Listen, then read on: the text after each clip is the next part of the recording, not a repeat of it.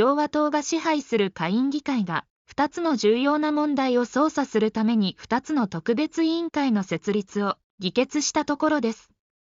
それは、対中問題扱う特別委員会と連邦政府の武器化に関する、いわゆるディープステート特別委員会です。219人の下院共和党員と146人の民主党員が対中問題の委員会に賛成しましたが、下院民主党員全員が連邦政府の武器化に関する委員会に反対しました。次の動画では、弊団体のイベント CPAC ジャパン日本保守政治行動会議に登壇した事務上段下院議員が FOX ニュースに出演し、この新しい特別委員会を紹介します。ご覧ください。The House voted overwhelmingly to create a new committee to focus on China. 65 Democrats voted against it. Congressman Jim Jordan, the new Judiciary Chair, joins me now. Congressman, are you introducing a new era of confrontation with China?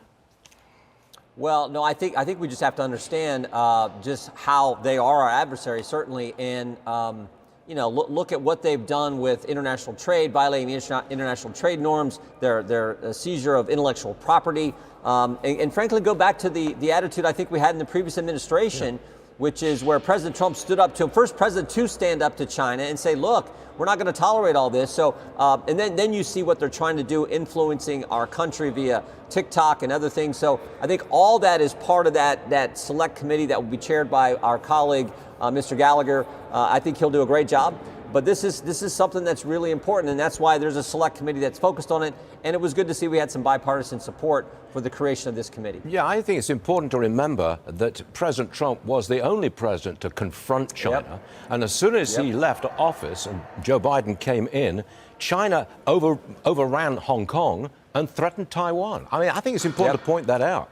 Last word. It's also important, Stuart, to remember this is where that virus sure looks like it started in that lab that wasn't up to code, and then all the misinformation, all the frankly lies we heard from China about the virus right when it first broke out. I mean, maybe things would have been better for everyone around the world, less loss of life, and certainly the economic impact that we've had from COVID, and it all started there as well. So I think that's part of this discussion and this select committee as we move forward also. You're now chairing the Judiciary Committee.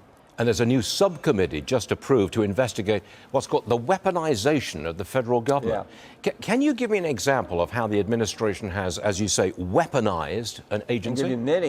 I can give you many. The Department of Justice targeted parents, treated parents as domestic terrorists who simply showed up at school board meeting to advocate for their son or daughters. The FBI paid Twitter $3 million, not one, not two, but $3 million to censor conservatives. And of course, the Department of Homeland Security was trying to set up a disinformation governance board because they should be the arbiters of what can be said and what can't be said. I mean, this is crazy stuff. So we have had now dozens of whistleblowers from the FBI come to us, FBI agents come to us and tell us just how political things are at that particular agency. So yeah, we know what's going on, and frankly, the American people have common sense. They can step back and look, okay, look at the double standard. Look at the most recent one. Look how President Trump was treated with so-called classified documents being at his residence, is what we've been told, versus the classified documents that were found at the Biden Center. So I think the country can see it. This is why we need to get into this, because government is not supposed to be picking winners and losers and functioning in a political fashion like that. Mr. Chairman, it seems to me that you are just raring to have at it. I can tell. You're 1,000 miles away from it, but I can tell it's coming through the screen. Jim Jordan. We're going to try to get the truth. Good for you. Thanks for joining us, sir. We appreciate it. You bet. Thank you. You got it.